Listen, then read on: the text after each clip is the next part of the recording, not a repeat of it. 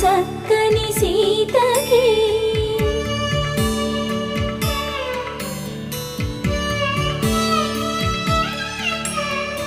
ఎర్ర జాబిలి చేయి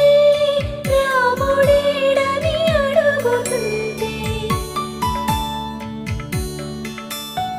చూడలేదని పెదవి చెప్పే చెప్పలేమని కనులు చెప్పే నల్ల పూసై